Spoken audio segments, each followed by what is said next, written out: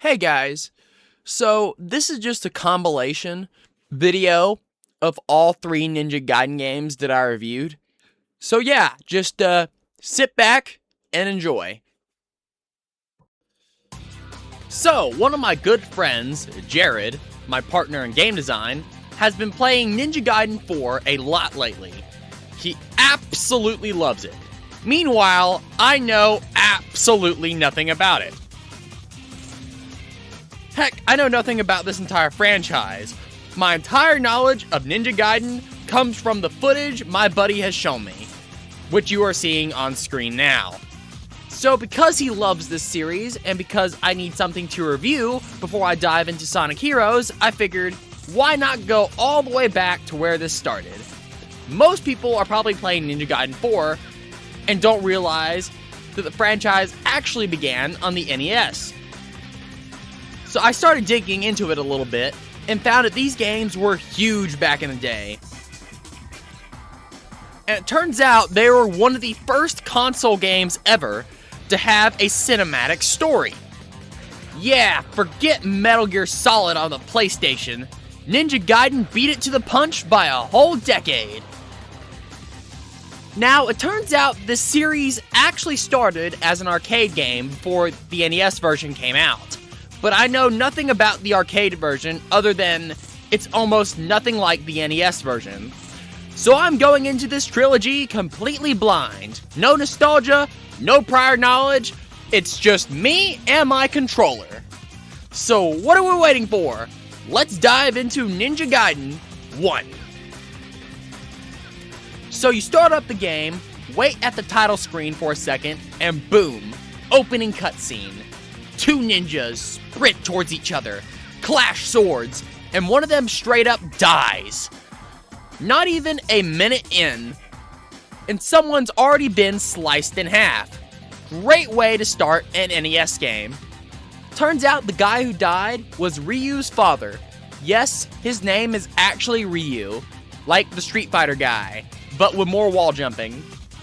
Apparently, his dad went off to have a life or death duel for reasons the game doesn't fully explain yet. And before he left, he told Ryu to go to America and meet an archaeologist named Walter Smith. So Ryu's heading to the US to follow his father's wishes, and also maybe to get some revenge while he's at it. So we're off to a strong start story-wise.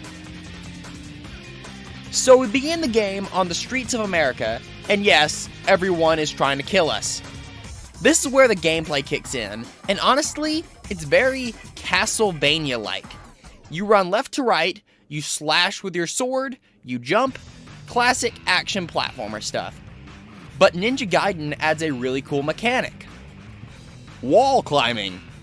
You can't climb straight up walls, but if you jump onto one, Ryu sticks to it like a ninja Spider-Man. Then you can hop back and forth to scale vertical areas. It feels great once you get the rhythm down. You also get special weapons from slashing lanterns and lamps, such as throwing stars, fire wheels, and that kind of thing. You can use them by pressing up and attack. These consume Ryu's spiritual strength, which is basically ammo. You refuel it by grabbing blue and red orbs. Why do throwing stars use spiritual energy instead of, being physical objects you carry around? I don't know. NES logic, I guess. Anyway, you then get to the first boss, and he's an absolute pushover. Like, I beat him in seconds. He was an absolute joke. Then we get another cutscene. Ryu wonders why these people are following him, and a mysterious girl shows up and shoots him. And next thing you know, he wakes up in a prison cell. I thought she had killed him, but apparently they just used anesthesia. So, sure, why not? She then gives him a statue, tells him to get moving, and now we're doing a prison escape. I have no idea what the heck's going on, but the story's intriguing, I guess.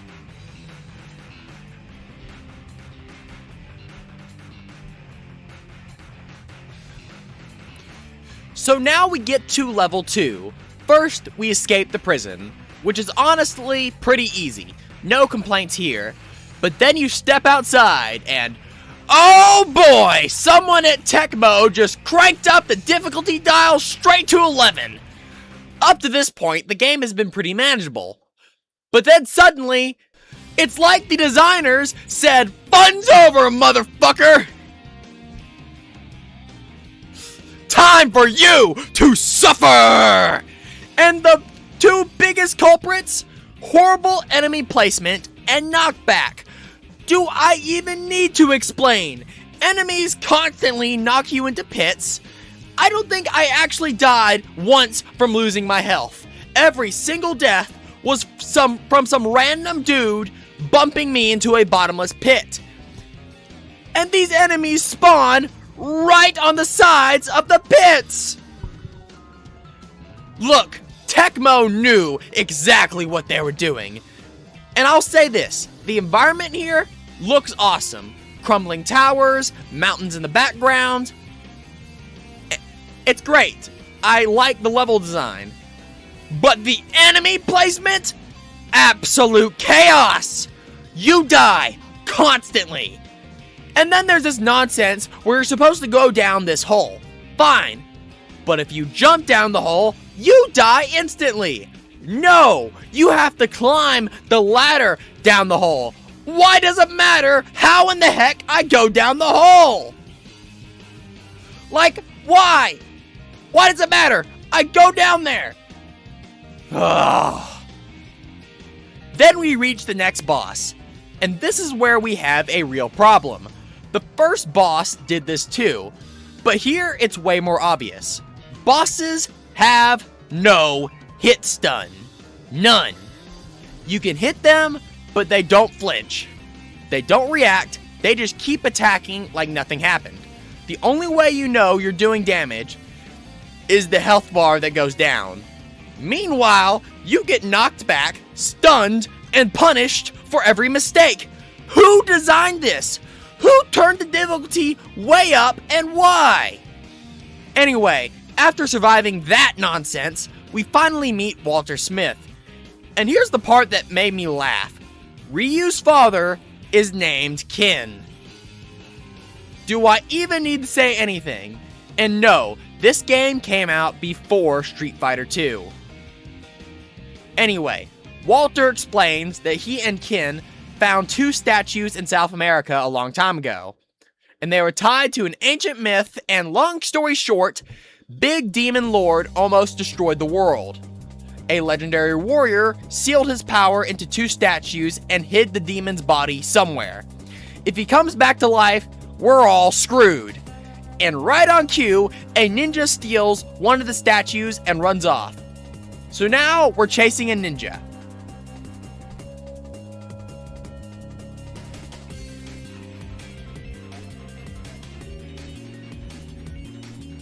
So now we're chasing this ninja who stole the statue, and I'm assuming we're somewhere in the Rocky Mountains.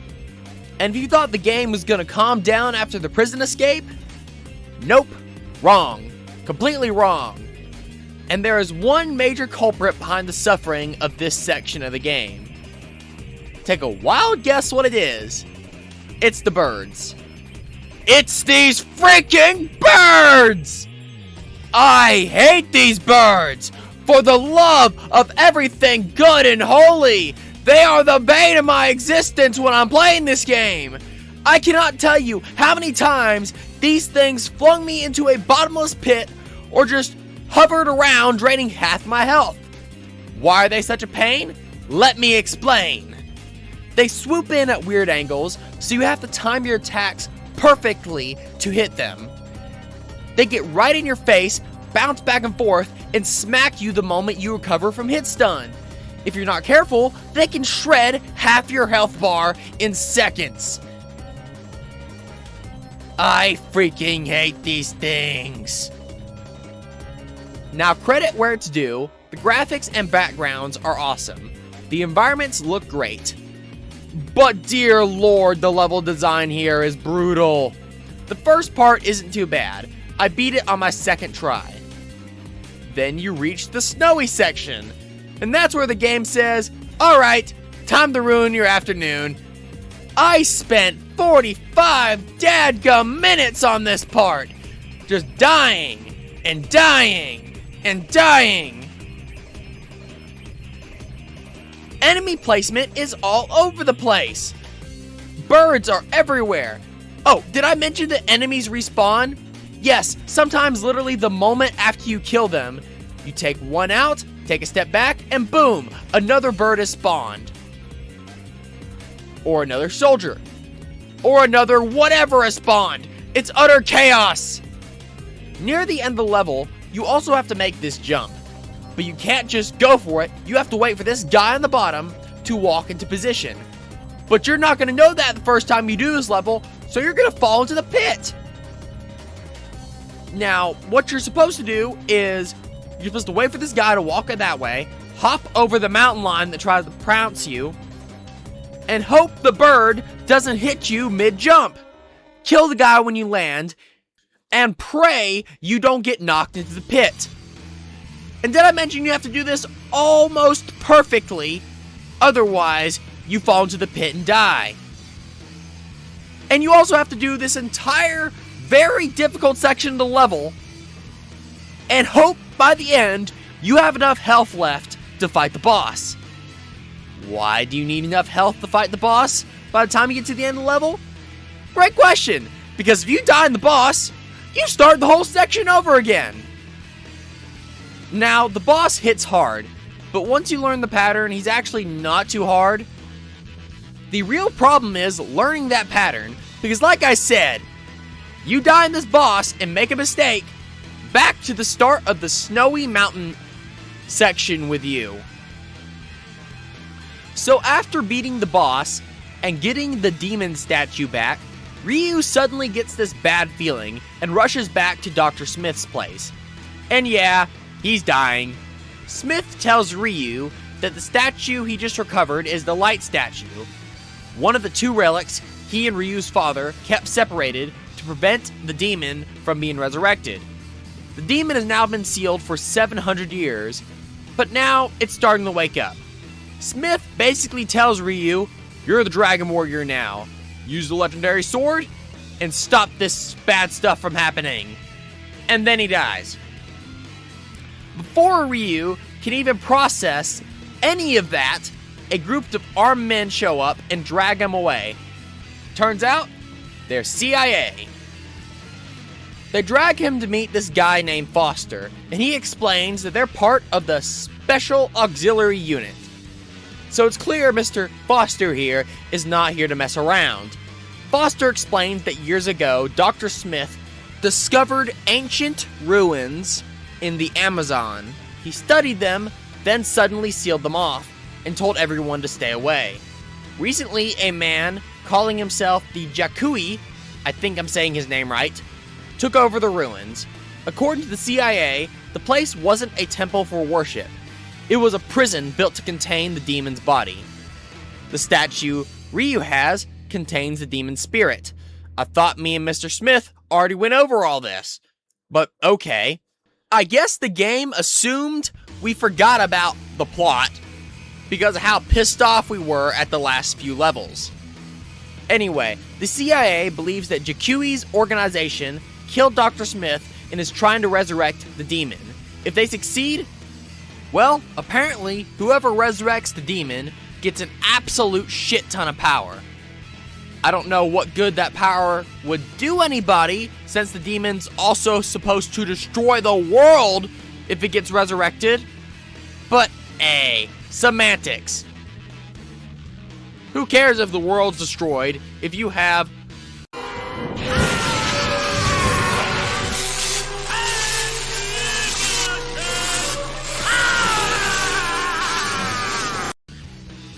Foster even quotes an ancient prophecy about a black moon and the return of the King of Darkness. Then comes a twist. The woman who shot Ryu in the bar in the beginning of the game, she was a CIA agent too. And it turns out they have been watching him from the start. Foster then tells Ryu to infiltrate Jakui's headquarters on behalf of the CIA and steal back the statue they have to prevent the big demon guy from resurrecting, and that he'll pay him if he doesn't. Ryu then asks what happens if he refuses, and Foster basically says, well, we're probably gonna fucking kill you. Well, he actually says, you know the answer, but let me translate that from CIA language to normal American citizen language. Do what we say, or we're gonna fucking murder you. Cut to a helicopter flying over the jungle, Ryu jumps out, and boom, Act 4 begins. So now we're running through a jungle. Did I suffer a few bullshit deaths? Yeah. Was it anywhere near as bad as the Snowy Mountain? Absolutely not. Compared to that nightmare, this jungle is a vacation. Then we reach the top of the jungle, and holy crap, this cutscene is awesome!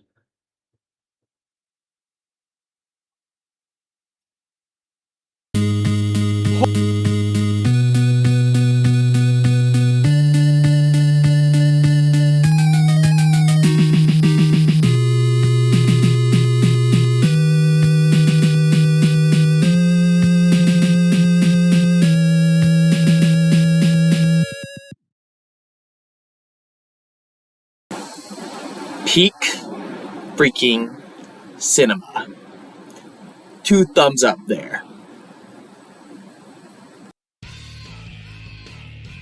Right after that, the music kicks in, the high gear, and suddenly you're sprinting through a mineshaft on your way to the castle. And honestly, this level is awesome. I don't care if it's kinda hard. I died like maybe once on it, but I don't care. This is freaking cool! Seriously, listen to this music. It fits this part of the game perfectly.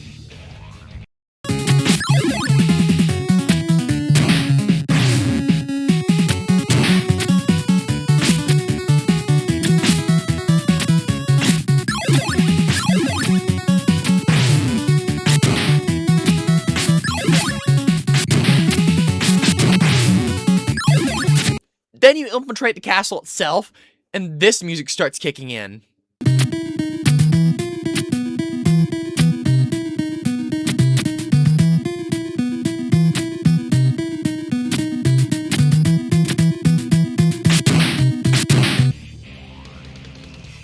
Oh yeah, this is what I call atmosphere and good choices in music.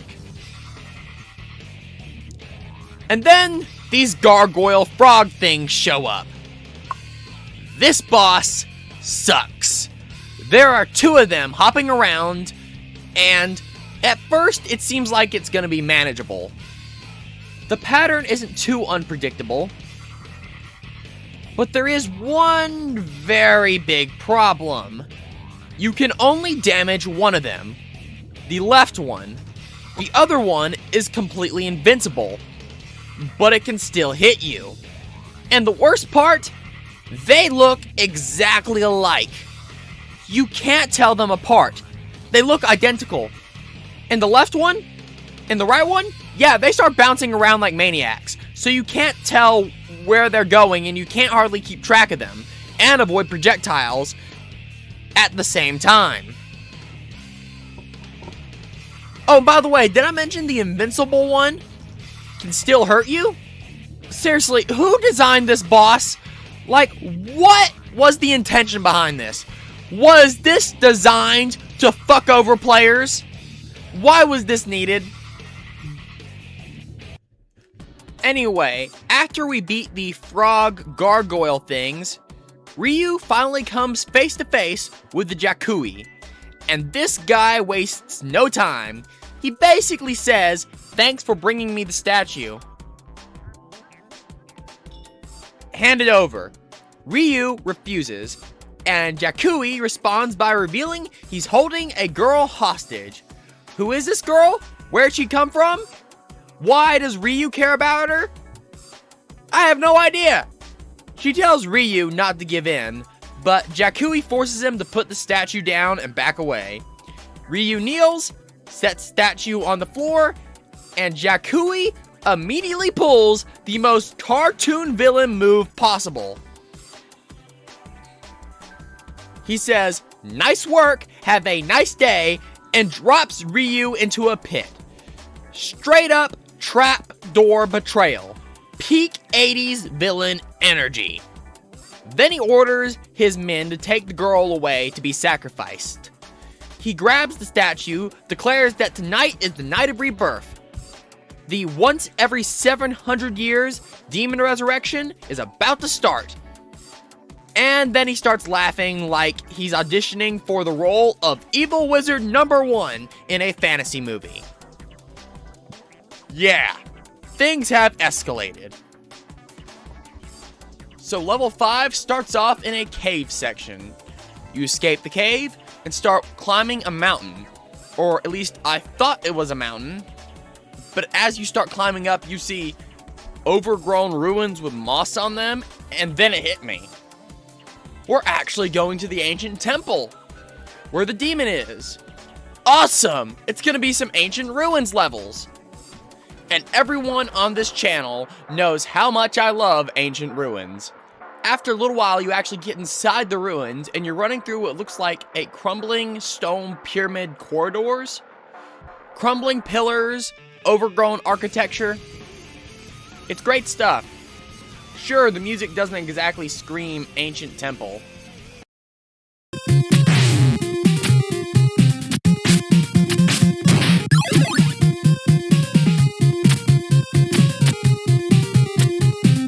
Visually, this level is fantastic.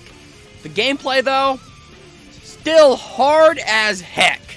At this point, I'll just be repeating myself. More birds, more knockback, you know the drill. Then you reach the boss, Malith. He shows up and introduces himself and immediately starts talking trash.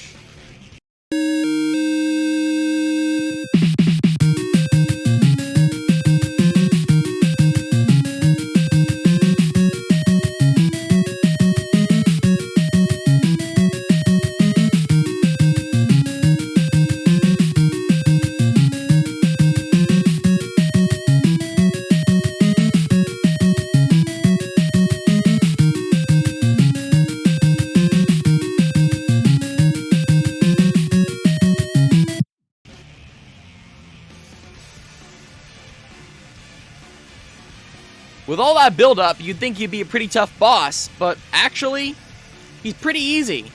Especially if you made it this far. As long as you have basic pattern recognition skills and know how to time your attacks, he goes down fast. But the twist comes after you beat him. Ryu confronts him about killing his father, and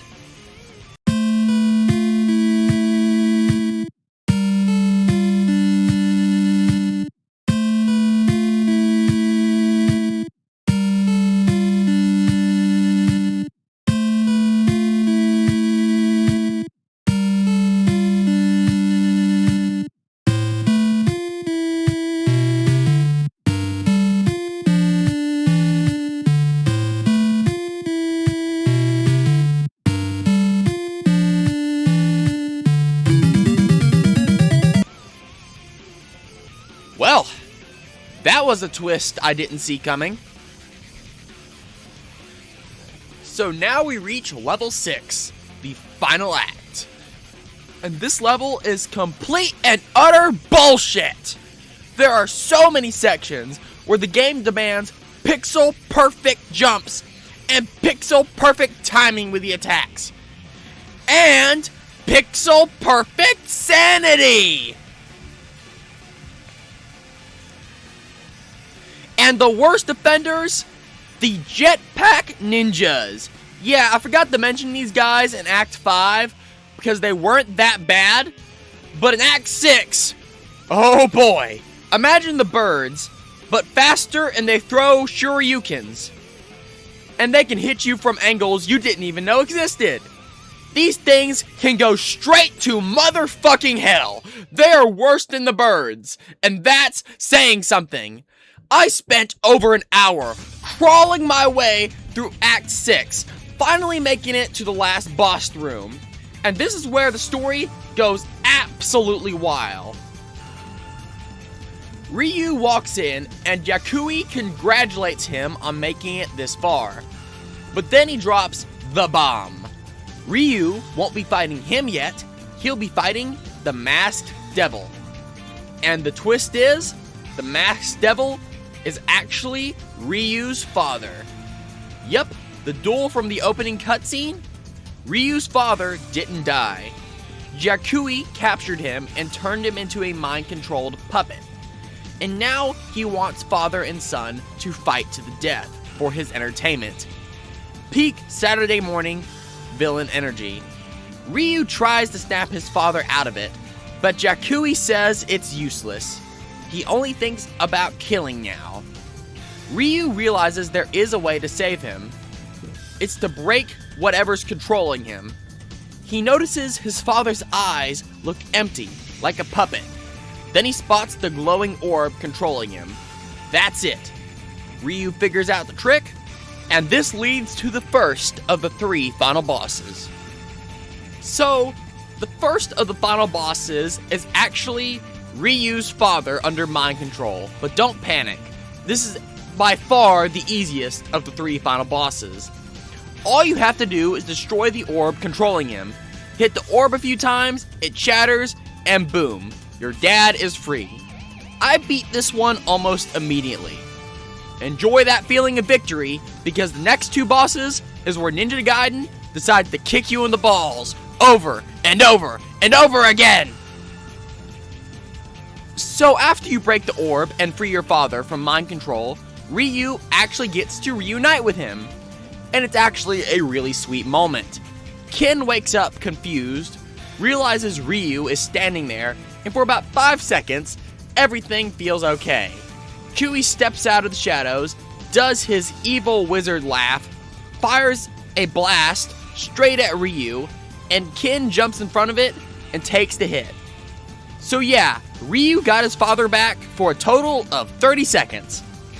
And Yakui immediately kills him again. This man is committed to being the worst. Ken collapses in Ryu's arms and tells him to finish this.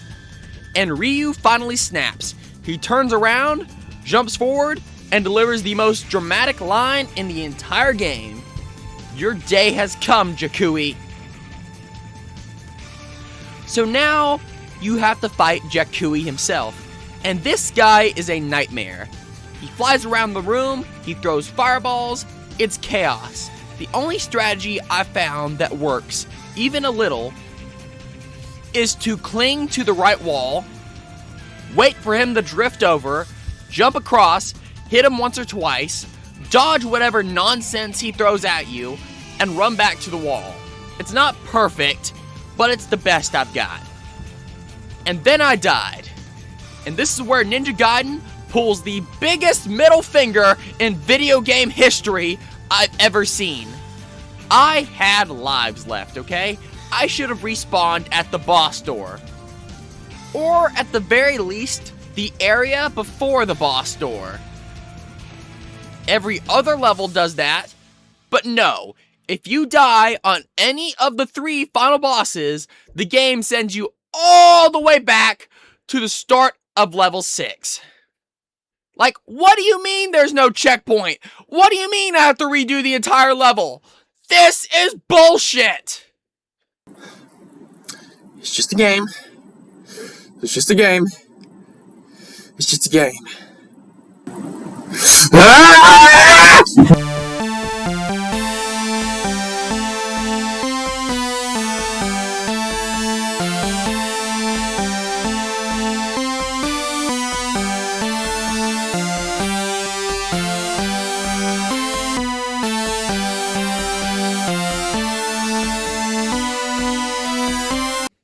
Okay, I'm back, and through sheer unbreakable, undomitable will, I finally beat Yakui.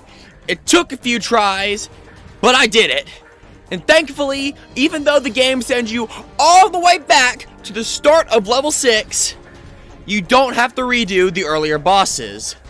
Small mercy, I guess. Now, I did do some digging online, and while I couldn't find a fully verifiable source, it looks like the whole no checkpoint thing before the final bosses might actually be a programming mistake. Apparently, the game was supposed to restart you at a checkpoint, but due to a bug, it kicks you all the way back to the beginning of Act 6. And nobody ever thought to fix it. Whether this is true or not, I don't know, but I still hate this part of the game with a burning passion. Now, after you beat Jakui, you get one of the most iconic scenes in the game. Ryu reunites with his father, for real this time. Ken tells Ryu they need to throw the demon statue out of the temple before the black moon rises. And then the girl, bless her heart, looks up at the sky and asks, Ryu, what's that? Ryu takes a look and realizes too late what's happening. The eclipse completes, the ground shakes, and now we have to fight one more boss because of Ryu's hesitation. Fantastic! This boss sucks. It looks like a giant demon bug, and for some reason, it shoots what I can only describe as shrimp out of its back. And these things do a ton of damage. They fly everywhere.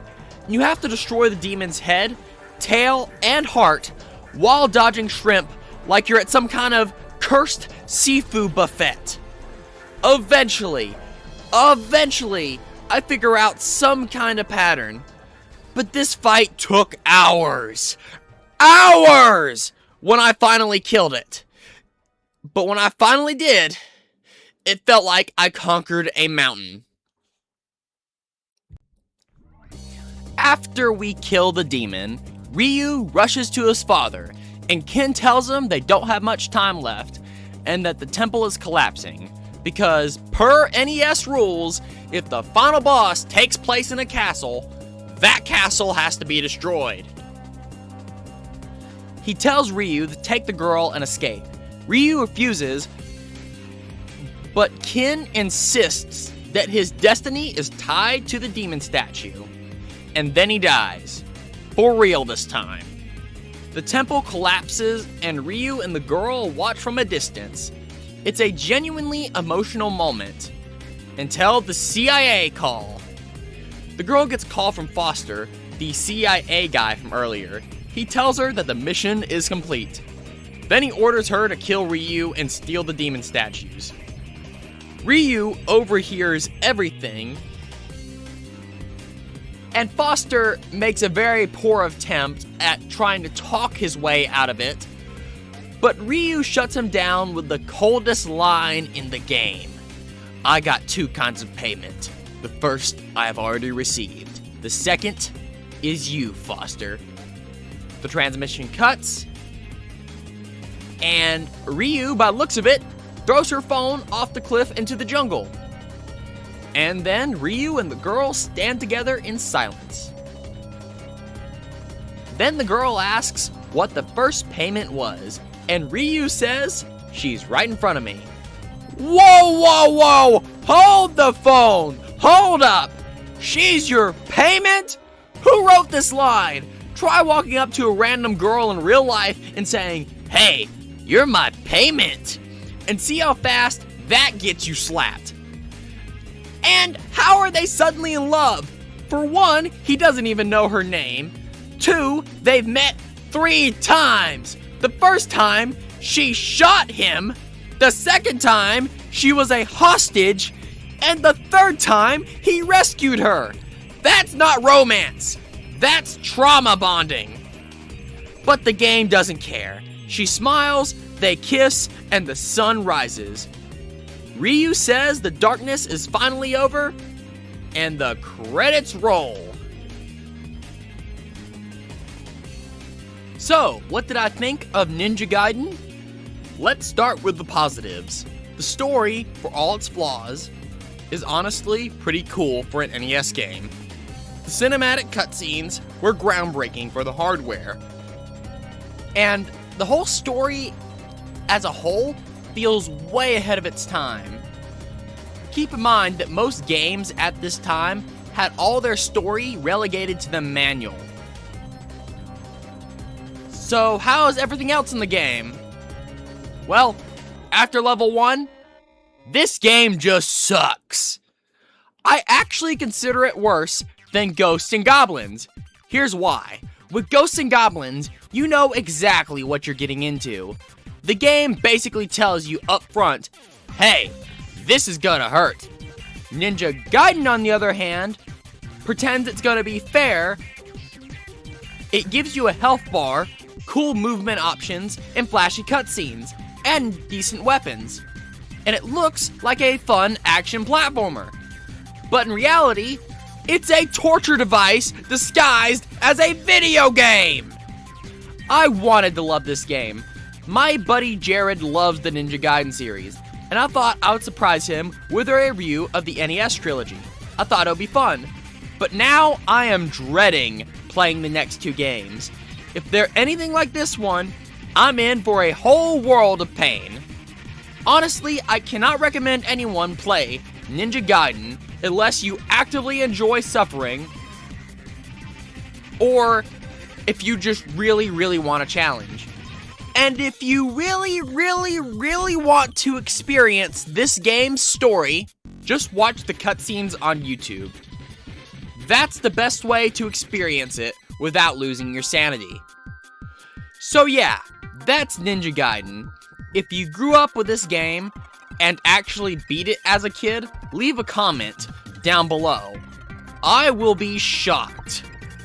I beat some hard games growing up, but this might be the hardest game I ever played in my entire life. And I played a lot of video games. Now, before I dive into Ninja Gaiden 2, I need to remind myself that video games can be fun. So links to my Discord are in the description. My studio's game, Nova Rebellion, is out now on Steam and itch, and yada yada yada, you all know the drill. This is the Anti-Gamer Slayer, signing off! Now, excuse me while I play a game that's actually fun.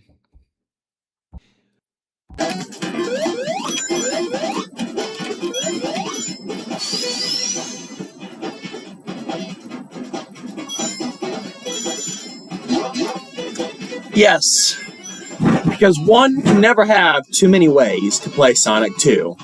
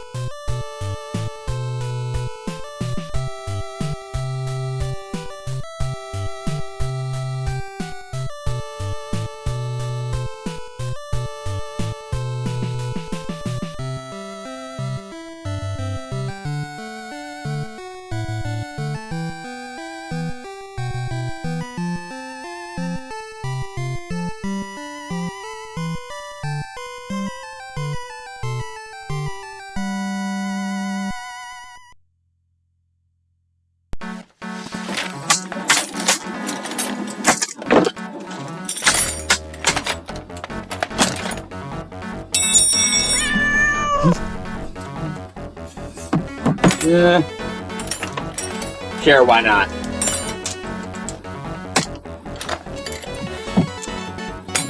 Ladies and gentlemen, the Square Scrambler 5000.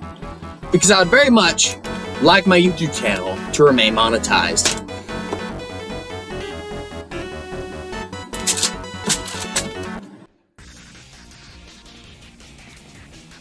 Alright, so I beat Ninja Gaiden 1 and almost lost my sanity in the process. So naturally, the only logical thing to do is to drive straight into Ninja Gaiden 2. Because apparently, I have no concern for my heart health. Since this is a story-driven trilogy, and yes, the Ninja Gaiden NES trilogy was one of the very first game series to use fully cinematic storytelling, the plot actually matters. I went into more detail in my Ninja Gaiden 1 review, but to summarize, this series basically invented the idea of cutscenes on consoles. So if you haven't played the first game, and don't know what the story is so far, well, I guess you can go play the first game. Or better yet, watch my video on the first game. It's healthier for you. Trust me. Alright, with all that out of the way, let's start with the opening cutscene.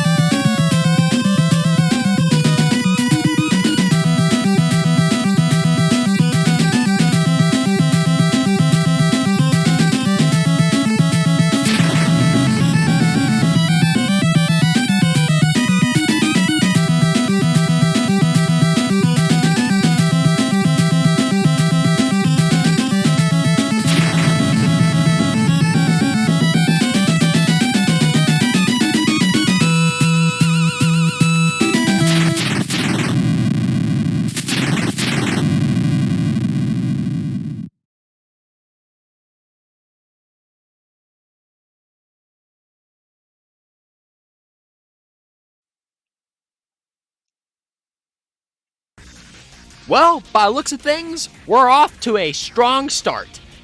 The game picks up 1 year after the events of the first game, and right away, I noticed something new. The act screens now have pictures of Irene on them. Yeah, I should probably let you know that she's actually very important to the story. Apparently, despite them only meeting like 3 times in the first game, Ryu and Irene are still together. Good for them. They must have something in common besides trauma. Anyway, the game itself opens on the rooftops, and honestly, I like this level. It's a great warm-up, and the new mechanics are shown off immediately. In the first game, you could only jump back and forth between walls. Now you can actually climb up and down them. It's an instant improvement. I love this. There's also a new power-up.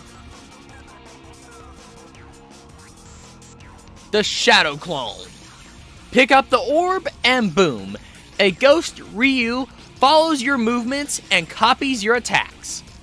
I freaking love this power-up. And the fact that you can stack multiple of them and get multiple clones? Beautiful. Peak game design. Running through the buildings, slicing enemies, experimenting with the new mechanics, I'm actually having fun. Like, actual fun. Maybe this game won't be so bad. The first game was an absolute nightmare, but this one might be alright if it keeps this up. You fight the first boss pretty quickly, and he goes down fast. He's definitely harder than Ninja Gaiden 1's first boss, but not by much. Overall, great level, great mechanics, it's a strong start. Let's see if this game can keep this up. So after you beat the first boss, we get a cutscene with Ryu wondering why all these guys are coming after him. Then suddenly, a mysterious trench coat man appears. This dude tells Ryu, go to the Tower of Ja. I think I'm saying that right. If you want to save the girl. Ryu immediately goes, you mean Irene? Yes, Ryu, the only girl you know. Of course it's gonna be Irene. Before Ryu can ask who this guy is, the man literally shoots someone behind him and then disappears like Batman. But he leaves Ryu with a cryptic message. You are the only one who can beat them. Hurry. So Ryu's basically like, alright, Tower of Ja it is. And just like that, boom, Act 1 is done.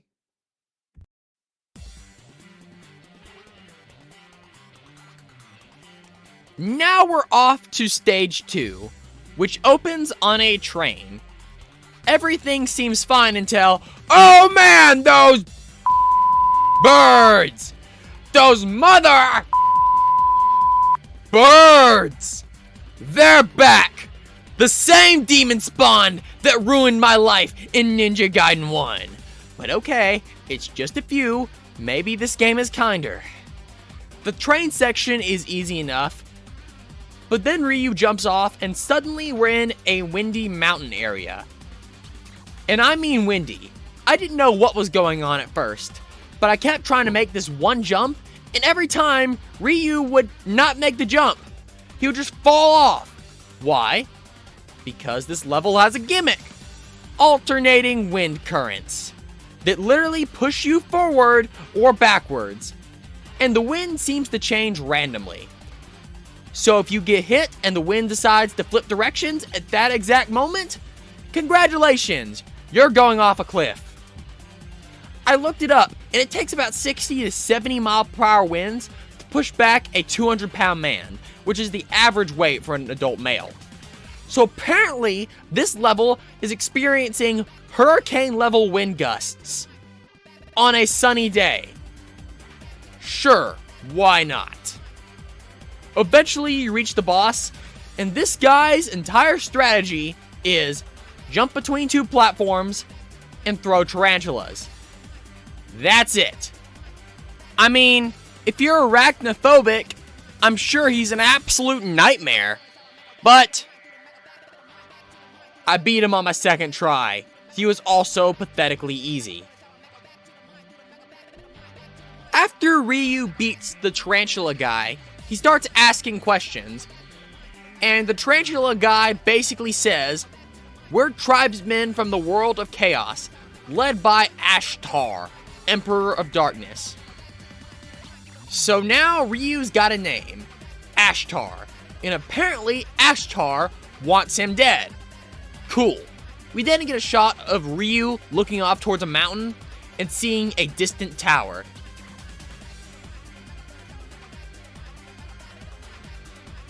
Okay, this story is definitely far more fast-paced than the first game's story, but I'm kind of liking it so far. I'm actually very curious to see what this world of chaos is and who this Ashtar is. I bet it's going to be some really awesome lore. Alright, so now we get to level 3, and this is the moment where Ninja Gaiden 2 finally decides to stop being polite and to start being Ninja Gaiden again. You know what's funny? There isn't a single damn bird in this entire level. Well, unless you count bats as birds, but there's not even that many of them. But you know what is everywhere?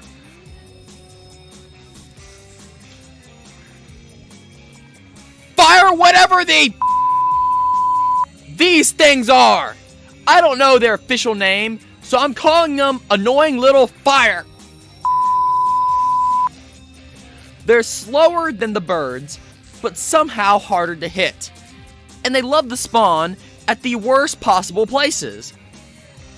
But the real star of the level is the gimmick at the start of it. In the first section of level 3, it's so dark you can't see jack squat. so you have to wait for the lightning to flash so you can see where the platforms are. Most of the time, this isn't too bad, until you reach the platforms that are the size of freaking Pop-Tarts. Like, who designed this? Who said, yeah, let's make the player jump across platforms that are basically coasters in pitch black darkness?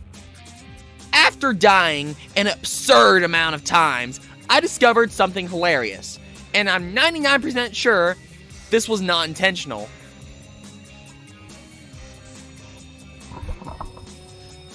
If you pause the game, everything freezes, except the weather.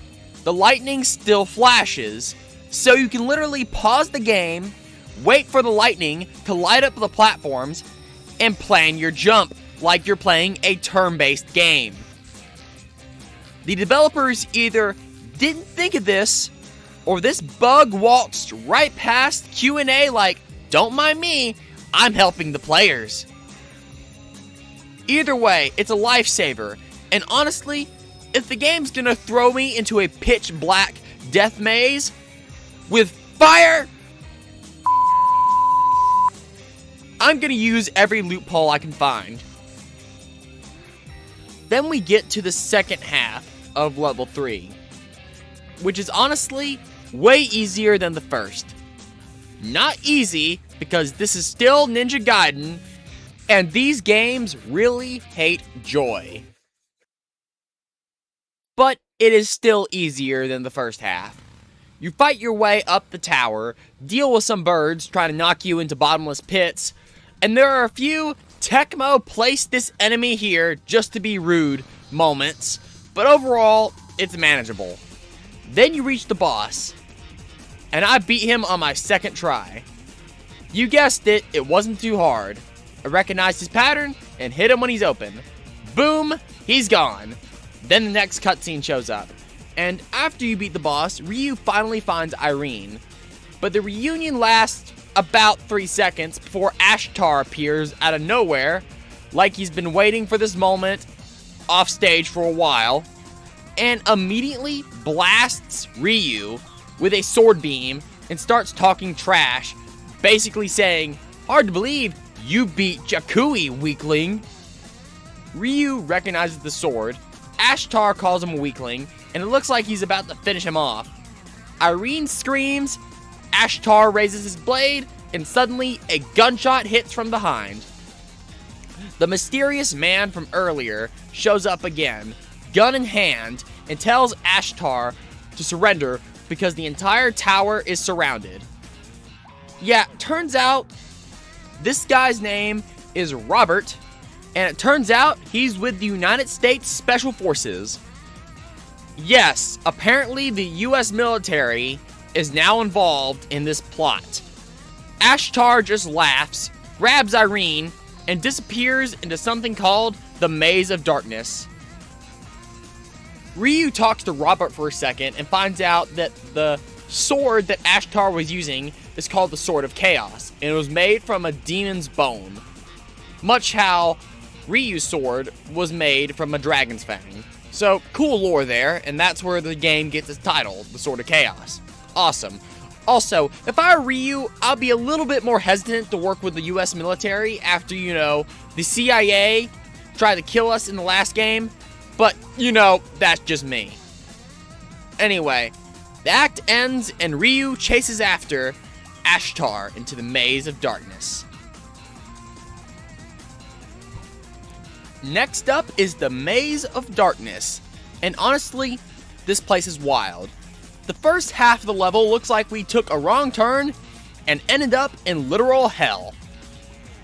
Because, yeah, this is what I imagine hell looking like, except the fire would be blue because of burning sulfur.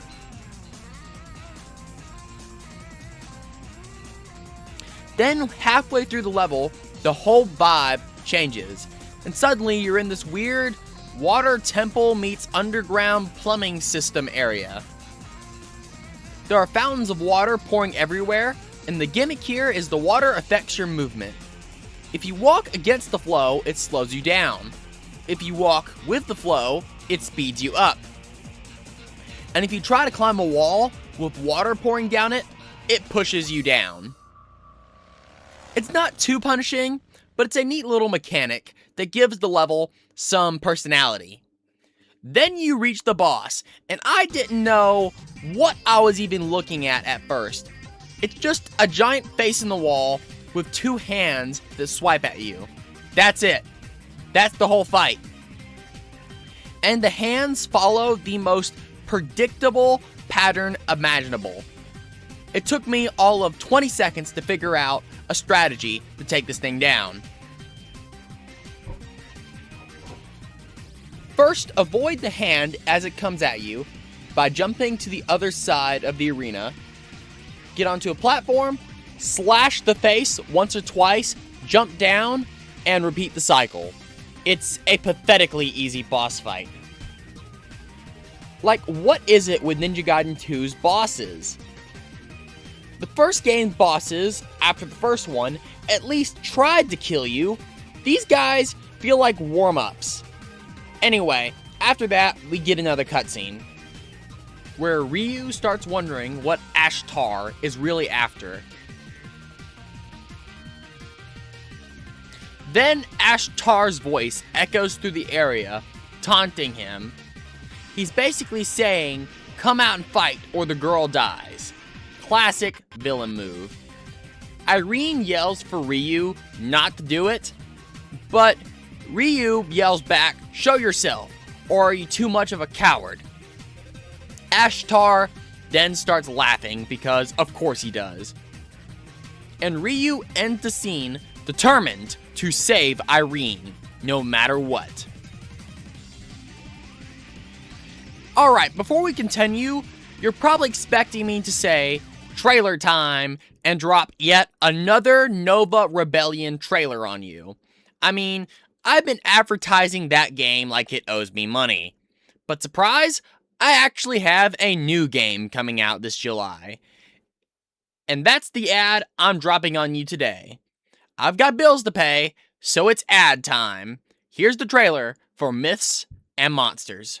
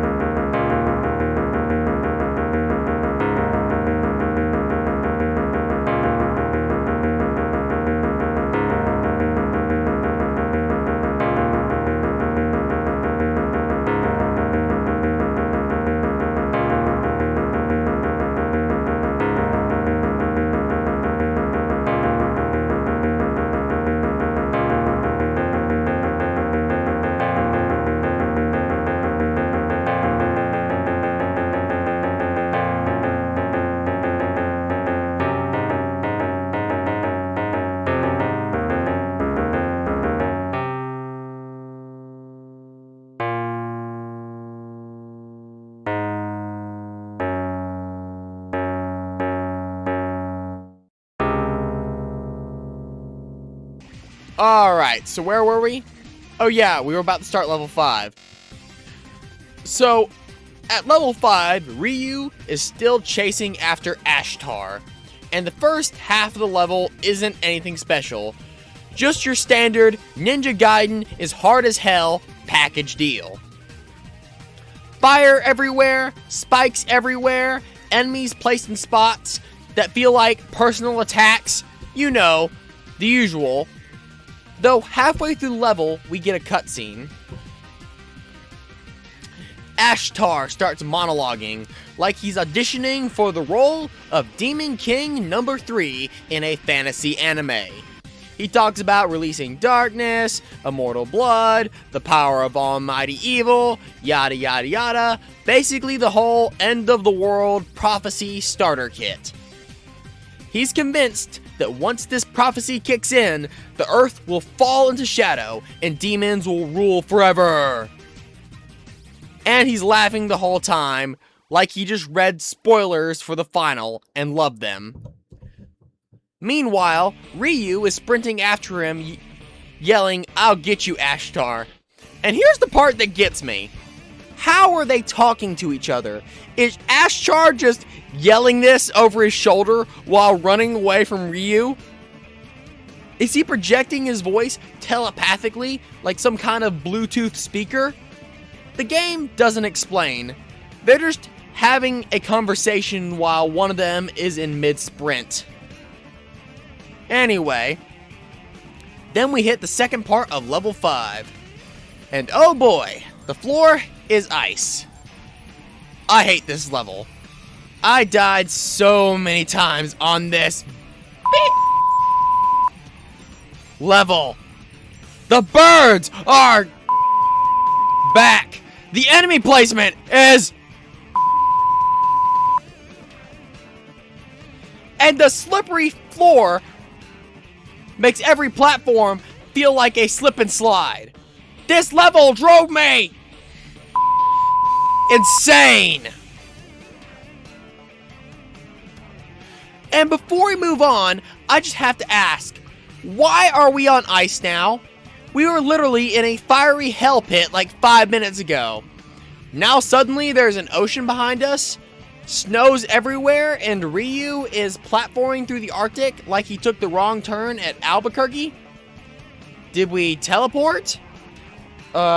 Is the cave system just this freaking big? Is this secretly the Ninja Gaiden 2 theme park? I don't know.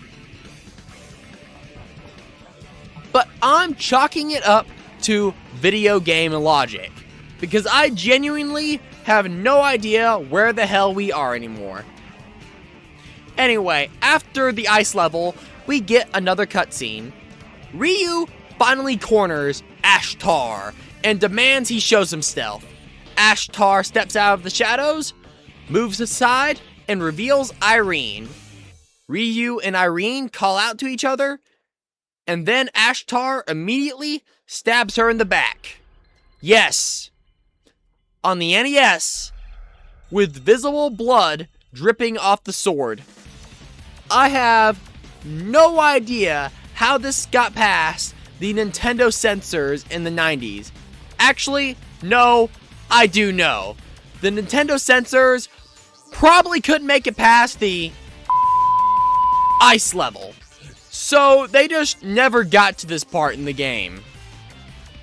Also, Robert shows up again and tries to intervene with the whole Ashtar thing, but Ashtar just blasts him with a Chaos Sword laser.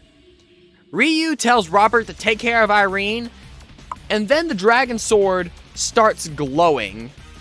As Ryu prepares to fight Ashtar, Ashtar mocks him and says Ryu's hatred makes him weak, and the two finally square off.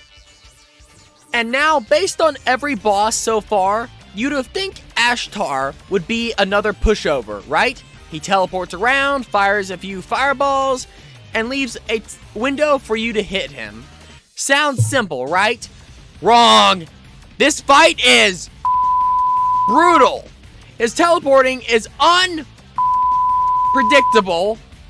His fireballs come from every single angle, and the window to land a hit on him is very small. Also, if you lose all your lives, you gotta go back to the very beginning of the ice level. All of it. If I wasn't playing this game for YouTube, I would have quit this game at this point. It is brutal. Anyway, after the fight, Ashtar collapses and warns that the force of darkness is about to awaken. The Sword of Chaos disappears, and Ashtar fades out with one last dramatic villain speech.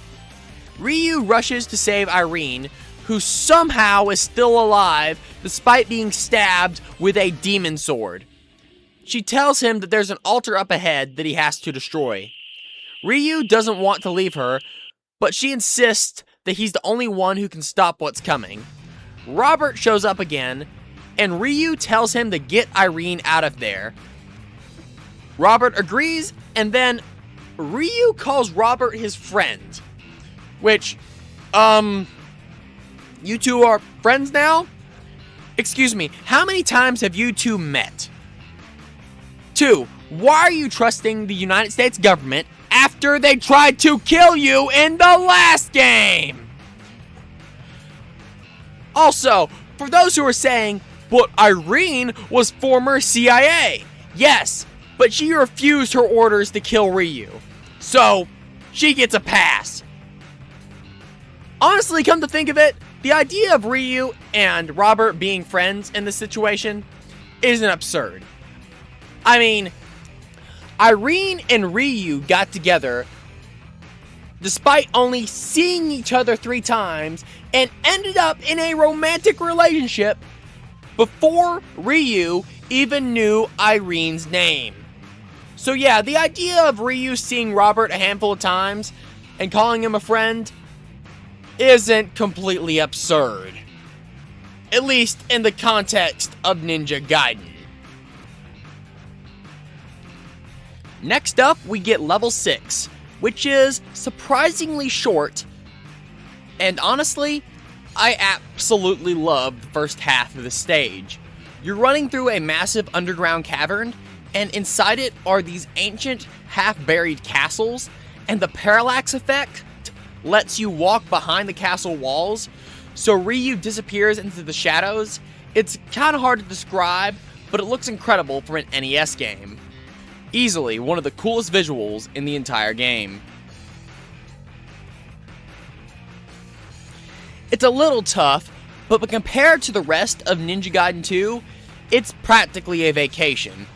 You beat this section and get a cutscene, and I love this shot of Ryu staring off towards the giant temple. It's legitimately cinematic.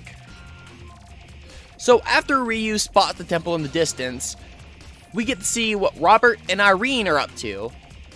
And it looks like, I can't tell if they're trying to run away from the Maze of Darkness, or if they're trying to catch up with Ryu. It's hard to tell. Then suddenly, this ominous star appears. Irene freaks out, and Robert is confused. And then a dark figure appears. And yeah, it looks like Jakui is back. Because apparently, dying in Ninja Gaiden is more of a suggestion than a rule. Kinda like Marvel Comics. After that, we cut back to Ryu and get to do the last stretch of level 6, which is basically just a straight line of enemies leading to the boss. And the boss is the frogs. Again, the mother frogs! Come on! Of all the bosses to bring back, you bring back the frogs! If you didn't see my Ninja Gaiden 1 review, here's the deal. These 2 frogs jump around, they shoot projectiles, and only one of them can be damaged. But they look identical. And then I mentioned that both of them can hurt you? It's awful. But this time, I refused to suffer. I looked up the channel You Can Beat Games, which I highly recommend checking out if you play old NES games, and found a trick. You can jump over this wall, crouch in the corner, and the frogs literally can't touch you. Just mash the attack button, and eventually the real frog will hop into range of your sword and explode. It takes a minute of damaging the frogs, but it works. After beating the frogs, Ryu realizes he fought this creature before, which confirms Jakuio's involvement. Then he finds Robert, who's badly injured. Robert tells him the bad news. They've got Irene. Robert also explains that if the Gate of Darkness opens, the tribe from the Dark World will invade and destroy humanity. Yeah, no kidding, Sherlock. Before they can talk more enemies start approaching. Robert insists on staying behind to hold them off. Ryu doesn't want to leave him, but Robert pushes him forward, telling him, "You're the only one who can stop their plan. Go." And then he gives an absolutely bad line. Wait a second. I can't say bad. Well, I guess that's just a side effect of the Square Scrambler 5000. Anyway, Robert's line is, "No one ever gets past old Jungle Rat Rob." Which raises a question. How did he get that nickname? Look, if I had to guess, he probably fought in Vietnam, and that's how he got the nickname. I don't think it's ever confirmed in the game, but it fits way too well. Now we get to the final level, level 7, and I have no idea what this place is supposed to be. The first half looks like some kind of bio-organic nightmare. There's a waterfall behind you, except it looks like slime or acid or... You know what? I don't even want to think about it. And of course, the level is hard as all get out. Birds are everywhere. Enemies are placed specifically to ruin your day. It's Ninja Gaiden 2. What did you expect? The second half of the level is even weirder. There are beating hearts in the walls, and the background looks like flesh? How did this get past Nintendo's censors? You know what? Never mind. After surviving this weird fever dream of a level, we reach the boss room. And then Ryu finds a strange altar and calls out for Irene. She warns him to watch out. It's him. Ryu asks who she means, and then a familiar laugh echoes through the room. It's Jakui. Yes, he's alive. Again. He explained that the power of evil never dies, and after your battle in the first game, the spirit of evil flowed into his body and resurrected him. He also explains that Jakui you fought before was basically a pawn. For the real evil is waking up now. And then he drops this big bombshell. Irene's life force is going to be used to summon the demons. But not on Ryu's watch, because now it's boss time. And let me tell you, this version of Jakui sucks. He's actually harder than the original. He flies around the room, throws fireballs everywhere, and the timing to hit him is microscopic. It's miserable. I beat him barely, through pure dumb luck. Then the cutscene continues. Ryu rushes to Irene. Lucky for us, she's still alive. She tells him to destroy the altar, and then Jakui's blood drips onto the Sword of Chaos. And the sword awakens. Irene screams, lightning flashes, and the Gate of Darkness opens behind them. Ryu holds Irene as she collapses, and for a moment, it looks like she's gone. Then Jakui's hand twitches in the blood. Seriously, how did all this blood get past Nintendo's censors? Like, wow, there's a whole lot of blood in this game. He then rises again, but now he's transformed into a full demon. And now you have to fight another boss. And here's the worst part. You don't get your health refilled. Not even a little. If you die, it's all the way back to the halfway point of level 7. But this time, I didn't get angry. Because I pulled out the ultimate anti-gamer slayer move. It's game genie time, you stupid mother... Game? put in codes for infinite magic, infinite lives, invincibility. Was this game once one of the hardest games on the NES and the hardest games I ever played? Correct. Is it now? Not anymore. Behold, as I make this game my bet.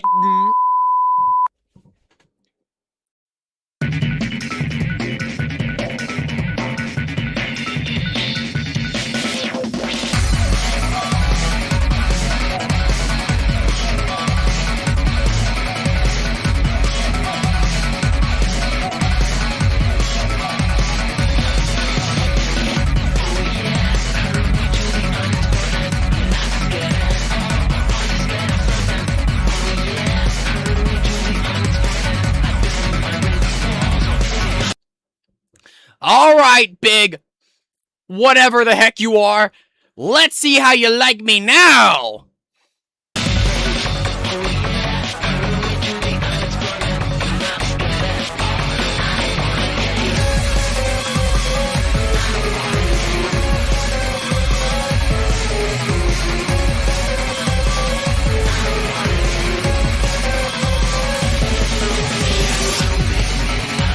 After the second phase of the boss, Ryu wonders if it's finally over. But the demon twitches again, and Ryu wonders how he's supposed to fight something like this. Then the dragon sword starts glowing. Ryu calls out for his father and the Dragon Clan for strength, and delivers the final line. Taste the true power of the dragon sword. Well, yeah. That demon is definitely going to taste the power of the dragon sword. But it's also going to taste the power of my game, Genie!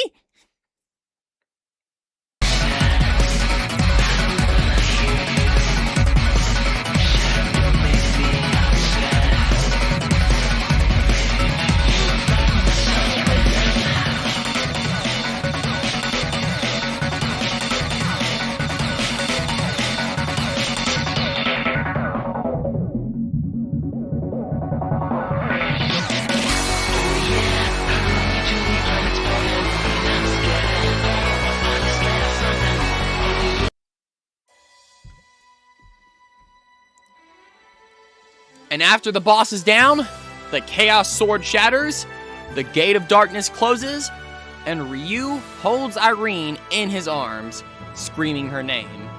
Then the temple starts collapsing. And collapsing. And collapsing. Dadgum, this castle takes forever to fall apart. It's like the world's slowest demolition project. Anyway, after we're done watching this castle eventually destroy, Ryu carries Irene to safety. He thinks she's gone. He starts apologizing and says none of the demon slaying matters anymore. Then the dragon sword starts to glow again. It turns into a ball of light and enters Irene's body. She wakes up. Ryu is stunned.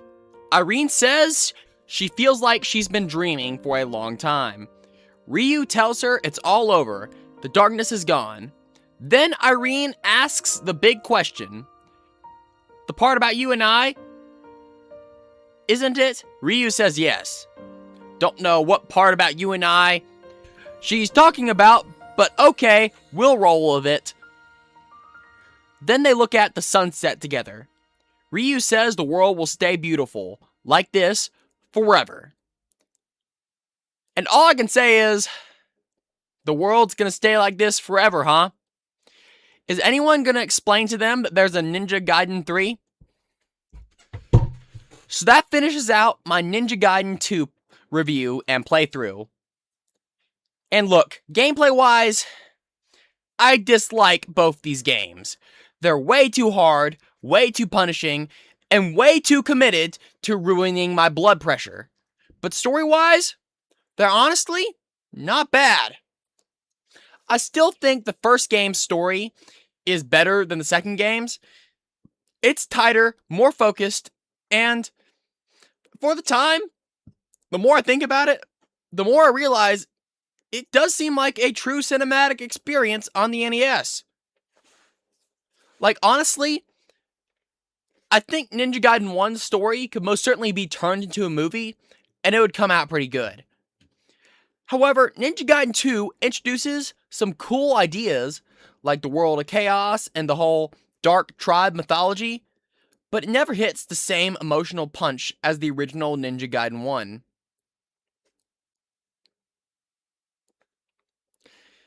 So, the stories are okay, the gameplay sucks, and I'm never coming back to either of these games. Unfortunately, I still have one more to play through. Seriously, why did I choose to play this trilogy? Oh right, because my buddy Jared loves these games. This might be the worst mistake I've ever made on YouTube. Some of these bosses took me hours to take down. There's no save function on original hardware. So that means if you're playing the game on the original NES, you have to beat it all in one sitting.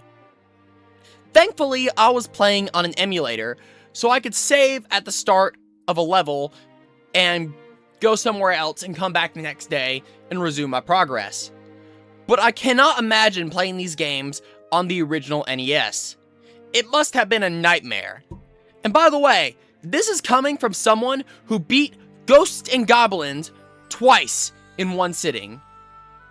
And even I had to use save states here on Ninja Gaiden 2. That's how brutal these games are. But if you grew up with any of the Ninja Gaiden games, or you have memories of suffering through them like I did, I would love to hear your stories. Leave them in the comments down below. As for me, I guess it's time for me to start my Ninja Gaiden 3 playthrough. And pray I don't lose my sanity in the process. If you liked the video, go ahead and like and subscribe. This is Troy Schultz, the Anti-Gamer Slayer, signing off!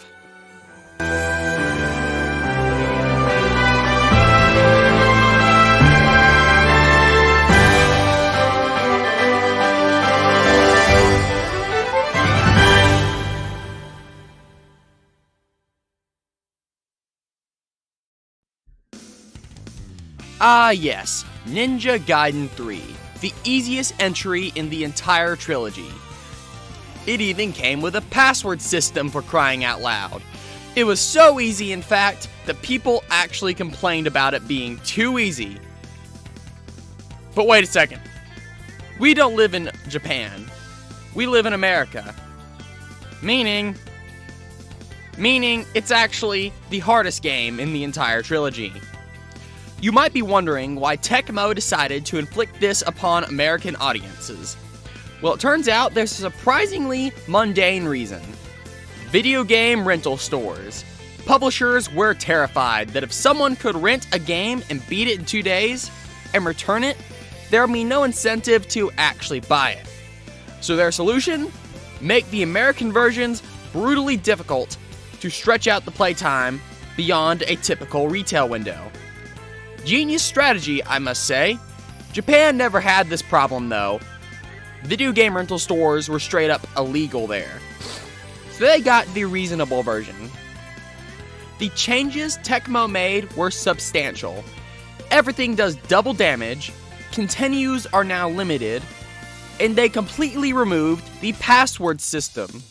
This transforms Ninja Gaiden 3 into an absolute gauntlet.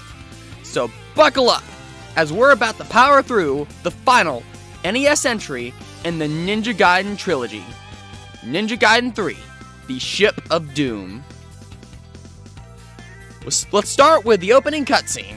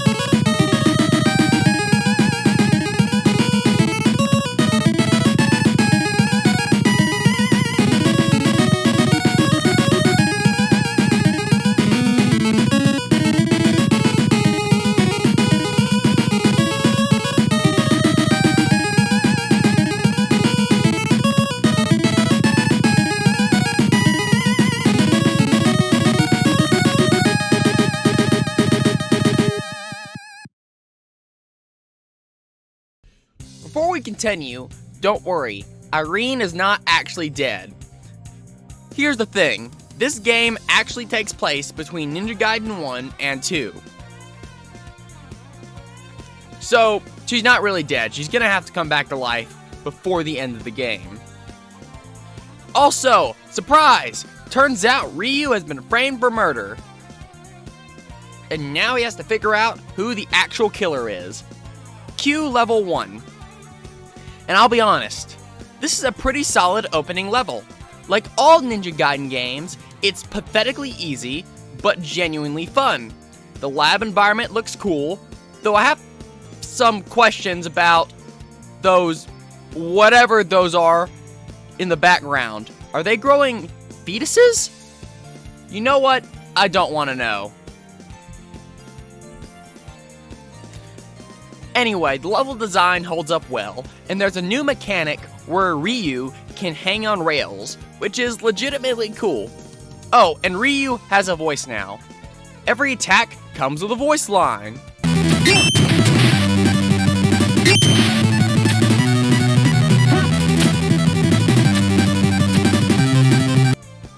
All heavily compressed and barely illegible. But I appreciate the effort. We fight the first boss shortly after, and it's standard Ninja Gaiden fare at this point. It's super easy and it goes down quickly. And then we get another cutscene. Someone sneaks up on Ryu while he's investigating the lab. Seriously, how good of a ninja is this guy? People are constantly sneaking up behind him. Someone needs to go back to ninja school and graduate the ninja golf course again. Anyway, this mysterious person tells Ryu he needs to investigate some castle in the desert. There are apparently traps involved. The guy also mentions Irene, which is all the motivation Ryu needs, despite having no idea who this person is.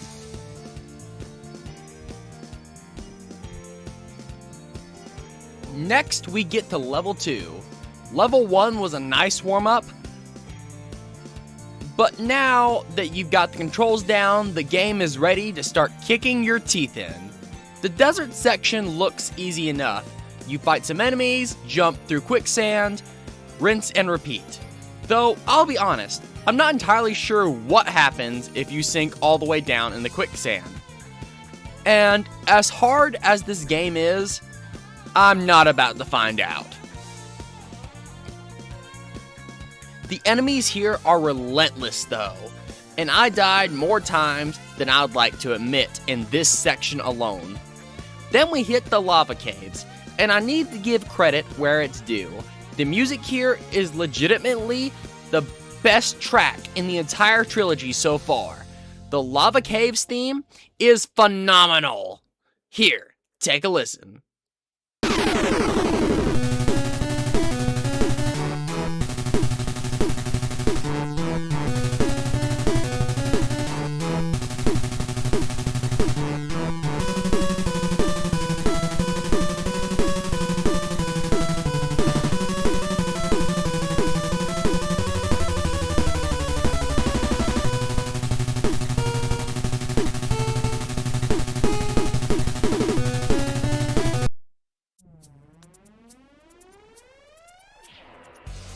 The actual lava cave section itself, though, is still punishing, but it's not completely unfair.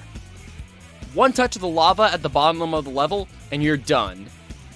There are platforms to navigate, and then there's this spectacular sequence where the lava is literally filling the room from below you, and you have to sprint and climb upward to avoid it. Surprisingly, this part isn't even that bad. I think I died here maybe once. It's actually one of the easier sections in the level. The boss fight that follows, pathetically easy once you learn the pattern. Shocking, I know. After you beat the boss, we get another cutscene showing Foster on a TV screen behind Ryu. Yep, looks like Foster is our big bad this time around. If you don't know who Foster is, or want his backstory, check out my Ninja Gaiden 1 review. I cover it there. But long story short, it's cool they brought him back. Though this scene doesn't amount to much besides Foster saying, "They'll meet again," and hoping Ryu's still alive when they do. The story is definitely getting more interesting, but we're still in the dark as to where Irene is. And don't give me that she's dead nonsense. We both know this game takes place between Ninja Gaiden 1 and Ninja Gaiden 2, which means she's alive somewhere, probably just tied up in a warehouse, waiting for Ryu to come rescue her before her blood is used to resurrect the Demon Lord. You know, typical Tuesday for Ryu.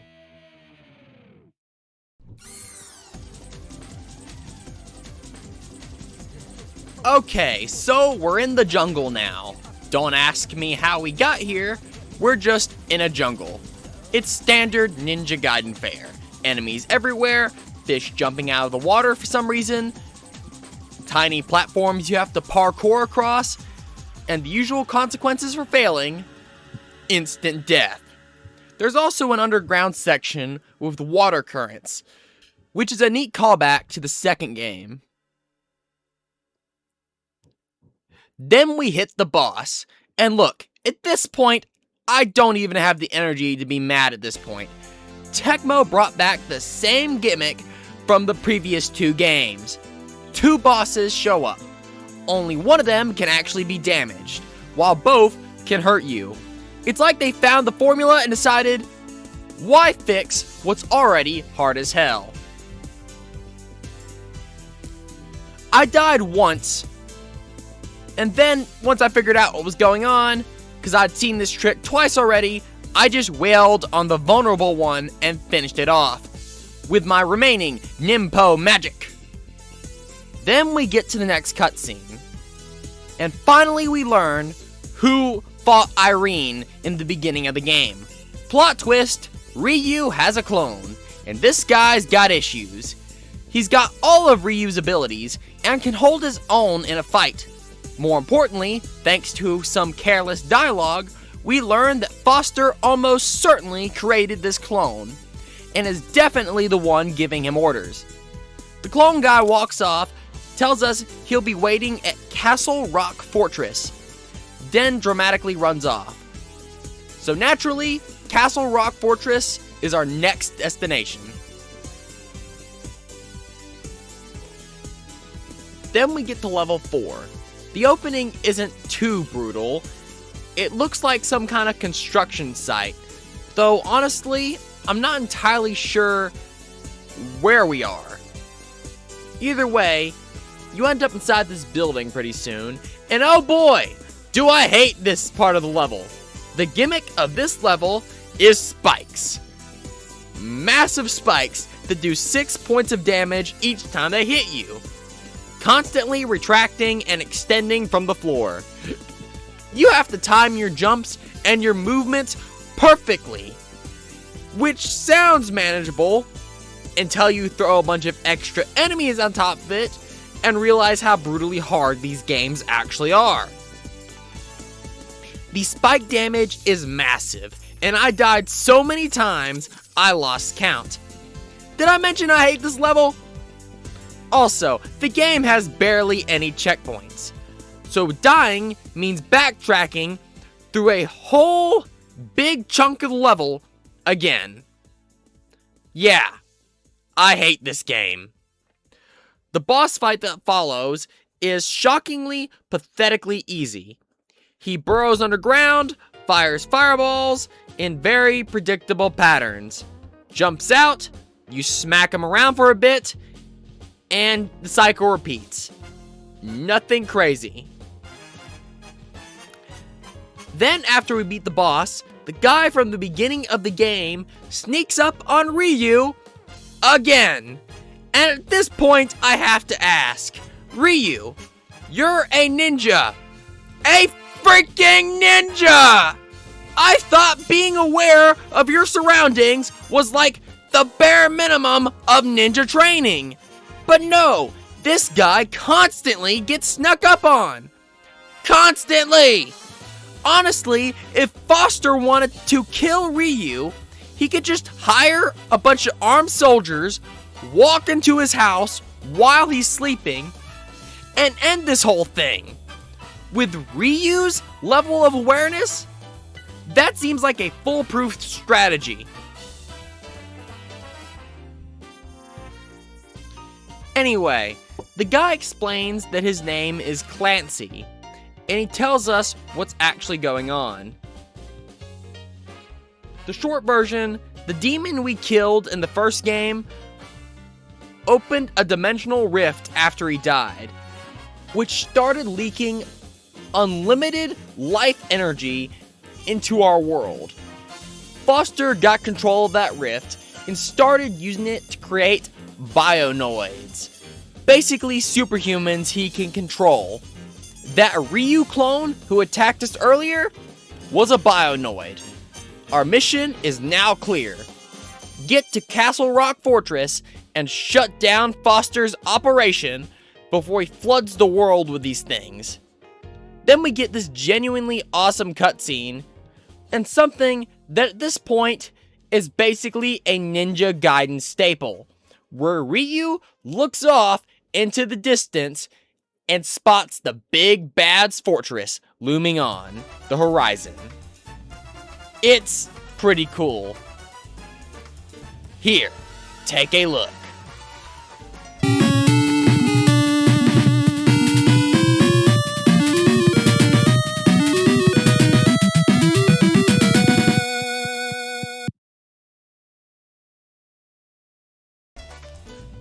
Alright, now we get to level 5, the castle infiltration. The outside of the castle is genuinely cool. It looks like this weird hybrid of a mechanical dystopia straight out of Final Fantasy VI, or 7 if you're more of dark dystopia, mixed with Castlevanian Gothic architecture. It's an awesome design. Too bad the level itself is brutally difficult.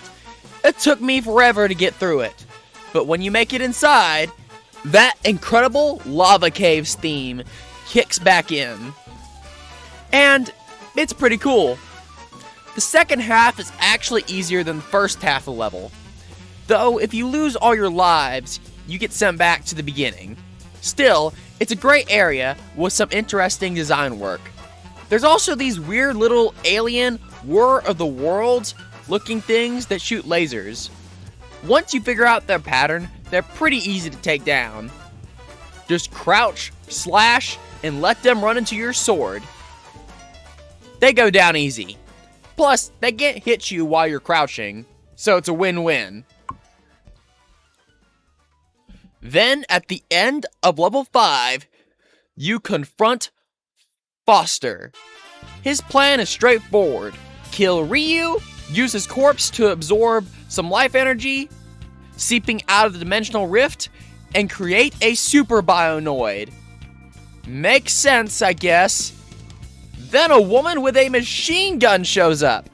And wouldn't you know it? It's Irene! She's alive! I mean, we knew she had to be alive.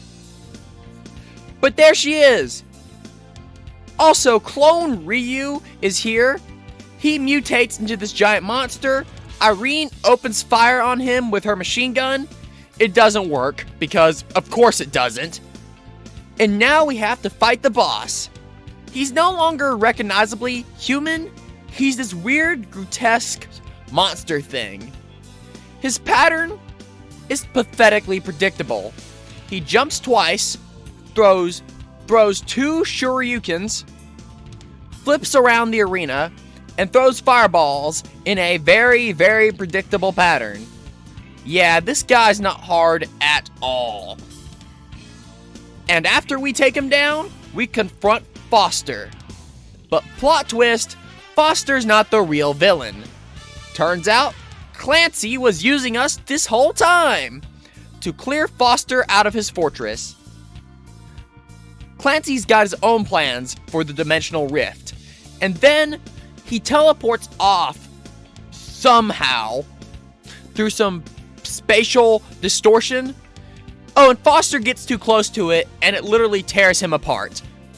So much for that villain. So Ryu and Irene have a moment together. after Foster gets torn to shreds. Ryu tells her to get to safety while he handles what's left of Foster. Irene doesn't want to leave him, but Ryu explains that only he can survive the portal due to his ninja abilities. She'd be torn apart. She reluctantly agrees, leading into level 6. But before we go to level 6, it's time for an ad. Yes, my game studio has a new game coming out soon on July 4th. Myths and Monsters, a fantasy RPG unlike the likes you've never seen. So, game trailer time.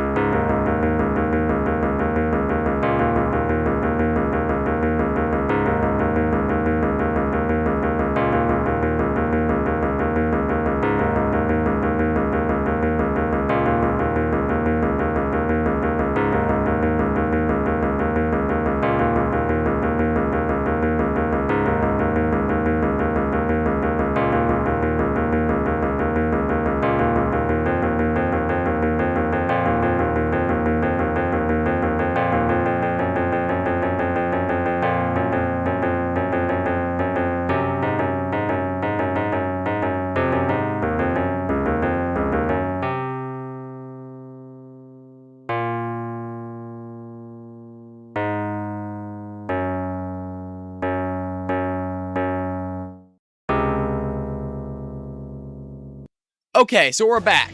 Let's talk about level 6. The first part of level 6 is a nightmare. You're standing on this weird crystallized floor that's slippery like ice, and enemies are swarming you from all angles. What else is new, right? The second part introduces a different gimmick that somehow, I don't know whether it's worse or better, it's just weird. If you stand in one spot for too long, on any surface, you fall through it. And if it happens on the floor, you're dead. You literally have to keep jumping to stay alive. It's annoying as hell. Also, what's with these environments? Did we end up in the other dimension or something? Because this place looks absolutely messed up. The second half of the level looks like we're inside some kind of living organism, all fleshy and organic and disgusting. It's cool, but in the most unsettling way. At the end of level 6, we fight Foster. Yeah, turns out he survived. Well, technically he died when he went through the dimensional portal, but the life energy brought him back. Problem is, it mutated him into a giant grotesque monster, which he seems to think is an upgrade. Which, I mean, sure, he's more powerful now, but I don't think he's getting any dates anytime soon. Actually, scratch that. Just hit up a dark fantasy / smut convention.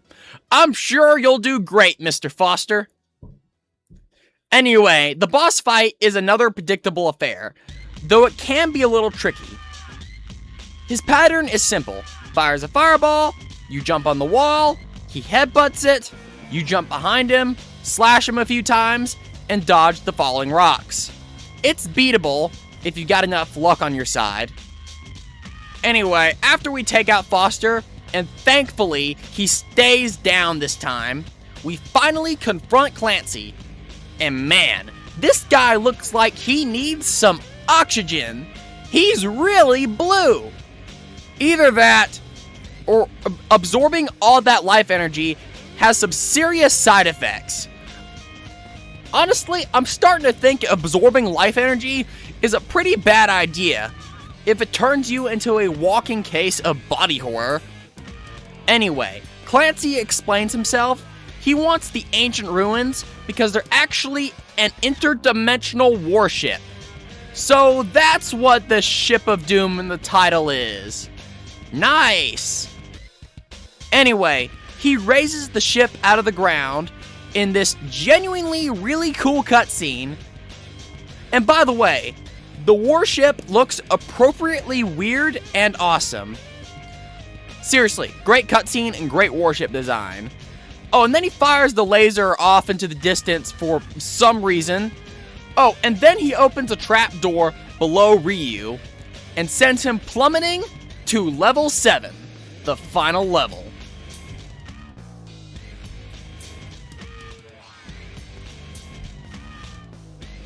Alright, now we get to the last level, and I'll say this, it's hard as hell. The first half has you landing on the bottom of the ship, and because it's actively flying, there's wind resistance that makes platforming a little tricky. But this section is nothing compared to the next sections. Oh dear God! I fucking hate this game, and I hate this level. When you get inside the ship, everything tries to kill you. There are spikes, electrical hazards, enemies everywhere. Everything wants you dead. It's like they purposely designed this game to be a torture device. Nothing in the entire trilogy compares to this. Nothing! I mean, I guess the inside of the ship is cool, or I would say that if everything inside the ship wasn't trying to kill me. Oh, why did I play these games?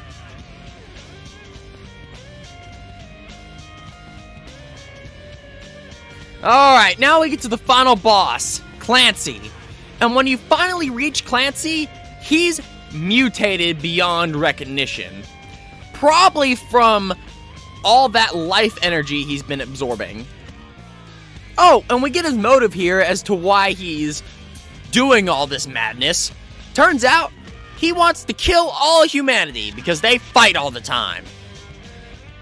No, I'm not kidding. That's his actual motivation. He wants to kill the human race because they fight all the time.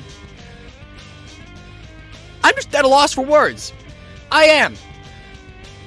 Anyway, we have to fight the boss, and the first phase actually isn't too bad. Just slash him and keep moving. He throws fireballs and rains lightning down, but as long as you keep moving, you'll be fine. And then phase 2 hits. And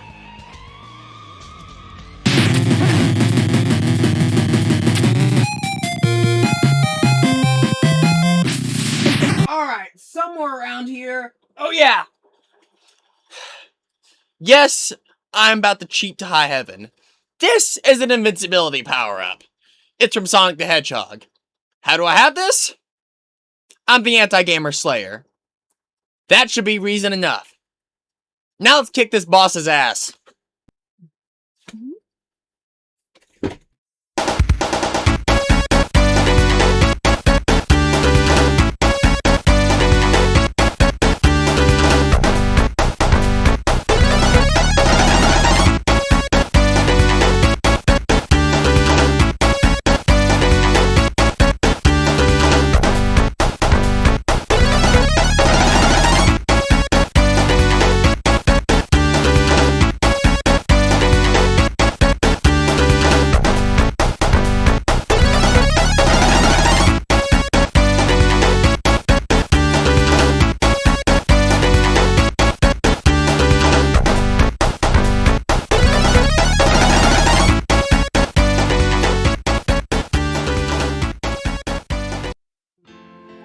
Ha-ha! How do you like me now?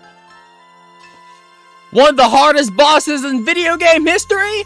Not anymore! Look, I know it's cheap, but you're talking to someone who beat the original Castlevania and Ghosts and Goblins without cheating. And I just couldn't do it. I could not beat Ninja Gaiden 2 or 3 without cheats. That's how hard these games are. And now I've officially played the entire trilogy, and all I can say is, thank God! This ordeal is finally over! Look, I played this entire trilogy because my buddy loves Ninja Gaiden 4. He loves that game, so I wanted to surprise him with these reviews.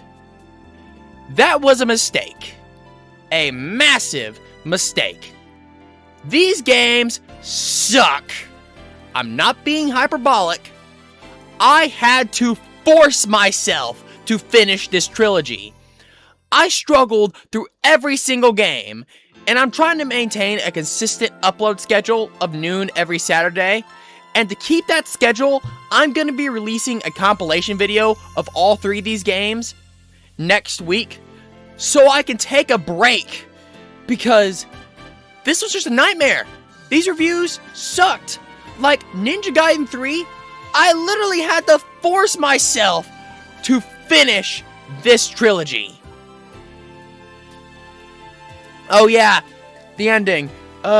Ryu and Irene reunite, talk about what just happened. Ryu says something about hopefully humanity never destroys itself, and then they watch the sunrise. The end. Now, I will give the series this much. For an NES trilogy, the story is actually pretty decent. The story is not bad. But if you want to experience the story, please just watch the cutscenes on YouTube. It's better for you. Also, if you ever beat any of these games back in the day, especially if you were a kid at the time, please let me know down below, because I'm genuinely curious. Like, why would anyone willingly play these things? Sure, the story's decent, but seriously, why would you suffer through these games if they're so hard? Like, when I play a video game, I want to have fun. And when a game's too hard, it's not fun. I'm not dishing you if you like the game. If you like the game, good for you. Please explain to me down below why you like it. Anyway, I'm done rambling. This is Troy Schultz, the Anti-Gamer Slayer, signing off!